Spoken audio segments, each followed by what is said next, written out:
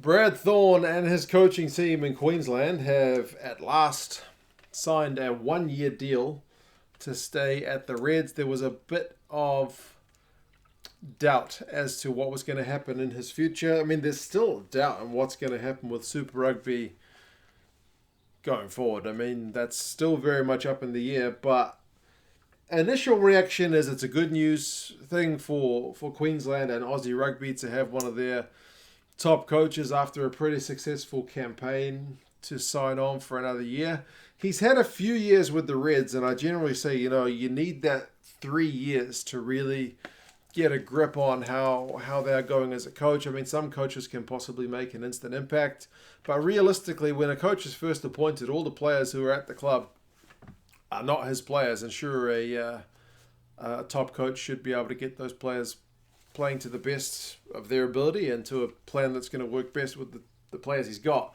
But essentially by 3 years, because rugby contracts aren't usually that long, you should have been able to weed out the players you didn't want and be able to bring in the players you did. And I think Brad Thorn's had the chance to do that.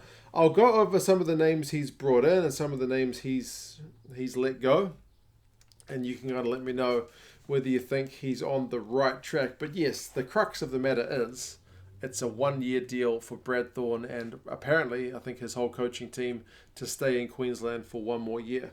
Let's look at his record thus far because there's still maybe a bit of a question mark over it. Now, it's no secret that Queensland had a bit of a fall from grace after a couple of years after their Super Rugby title in 2011. So 2011, they win it. They go 13 wins, 3 losses in the regular season and go on to win the whole comp.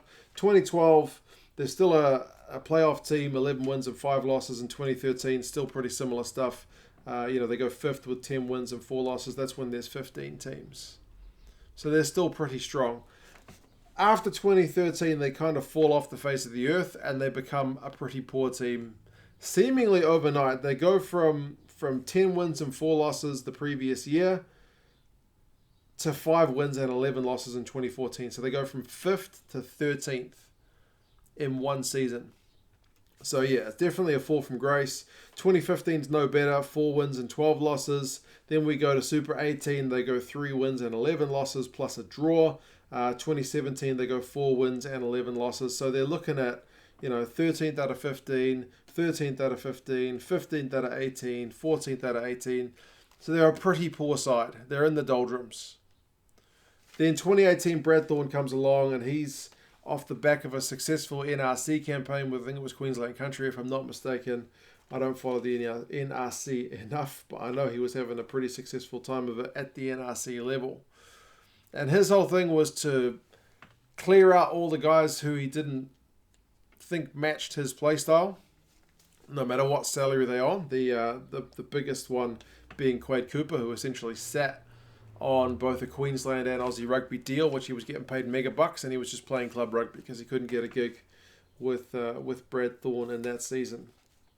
And that season went okay. They picked up some more wins, 6 wins and 10 losses, but still 13th out of 15 is nothing to really write home about. They finished above the Sunwolves and maybe the Blues. Yeah, which wasn't saying a lot at the time. And interestingly, of those 6 wins, they beat 3 Australian teams and 3 South African teams. So nothing much in the way of being able to beat the Kiwi teams, which has always been a bit of a problem. 2019, same record, 6 wins and 10 losses. They lose 1 spot on the table. I think they swap spots with the Blues. They do beat 1 New Zealand team that year, and it is the Blues. So that's a pickup that they've at least beaten the New Zealand team. They beat 2 South African teams and 3 Australian teams. So again, half their wins coming over Aussie conference teams, I should say. I think both years they beat the Sunwolves. Maybe the second year they beat the Sunwolves twice.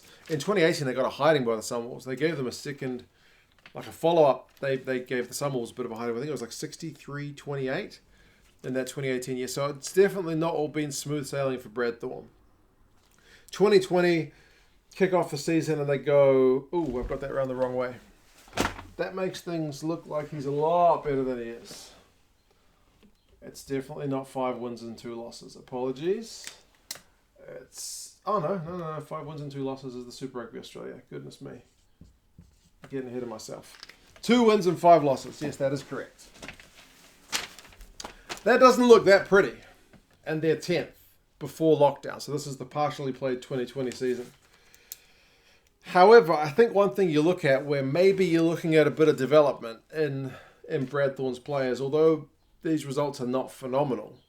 Points difference this year is minus 112. Points difference this year is minus 53. So they're getting better, at least in the points differential, maybe losing by not quite as much. And then this season, they're actually points difference plus 43. And all the teams below them are in the negative by quite some way from memory. So, admittedly, in this season, they did have 1 extra game played than all the other teams below them. So, potentially, that 10th spot's a little bit false. It could have been more like 12th if some other teams below them had picked up wins. But the points difference is still there. And you look at some of the results in that final pre-lockdown, pre-Super Rugby AU season. They smashed the Bulls and the Sunwolves, both teams who were doing pretty poor, to be fair. But they lost to the Brumbies by 3 away from home. Brumbies, strongest Aussie team by a mile. And they lost to the Crusaders away by 4. Crusaders away is tough for everybody. So, a good result. They lost to the Lions away by 7, which was a bit poor because the Lions were not having a good year either. And then they lost to the Warriors 43-27, so they did get a bit of a hiding. And the Sharks beat them 33-23 in Brisbane. And remember, the Sharks were top of the overall log in Super Rugby before lockdown. So they played some pretty tough teams and got some pretty decent results. And you feel like, because he blooded a ton of young guys throughout these years. And when those young guys in those, at least in 2018 especially, maybe a bit in 2019, when they started to go behind, often the floodgates open, but you feel like they're getting a bit of that resilience. And, mental fortitude to kind of pick up if they are starting to get beaten. They don't just kind of let their heads drop. And that just takes experience. So, yeah, and then we get on Super Rugby AU. They had 5 wins, 2 losses, and a draw. They made the first knockout game, which they won, and then they lost in the final to the Brumbies. So they're a runner-up, which seems like a decent record, but they've always been able to beat Aussie teams under Brad Thorn. Like half of their wins have always been Aussie teams. So I guess it's hard to say as a true test, but I am encouraged by the particulars in that 2020 season prior to lockdown. So I think overall that shows positives, even if the record maybe doesn't show it. If you want to be a bit harder, you can say it's all about the wins and losses. You're still at a really negative record here and you need to do better. That could be fair as well.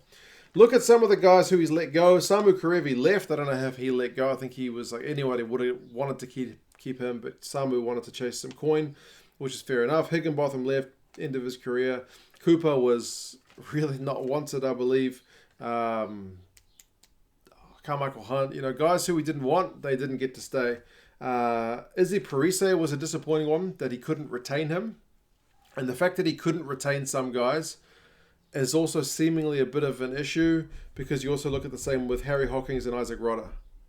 Both of those guys, and one of the Lucas brothers as well, they all left. So there's still a bit of a question mark about the player retention. Like the fact that Hawkins, Parise and Rodder were looking like top prospects being developed really well was encouraging.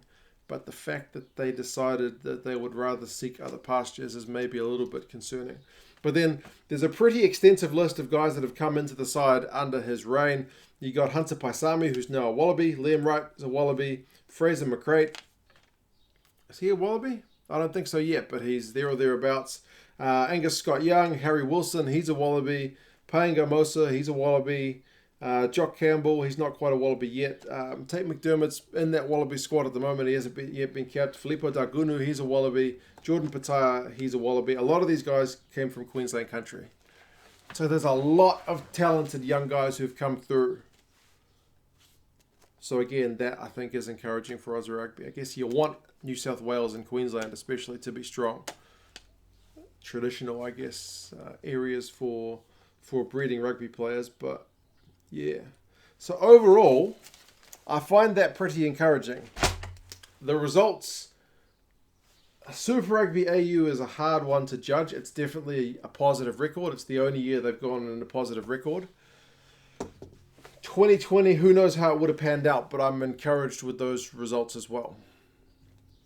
So, yeah, I think he had a bit of a clean out. It does take time for young guys to get the experience they need to perform at the top level. And the results, whilst not earth-shattering, were encouraging. So, yeah, I know he's not been a universally popular appointment. Like finishing 13 and 14th didn't necessarily get people, and not playing Quade Cooper, who's a guy who won a Super Rugby title with the Reds. So a lot of people were a bit kind of miffed about that. But yeah, I'm not sure if he's won most of the Queensland faithful over yet. But as I said, if I was a Queenslander, I like to think I would be pretty encouraged by the extra year and to see what else he can do with those guys. But yeah, you guys let me know your thoughts on this one. How do you think Brad Thorn is going to go in 2021 for whatever competition we get? It looks like it's going to be Super Rugby AU again. But yeah, should be an interesting one. And I'll talk to you guys again soon. See you later.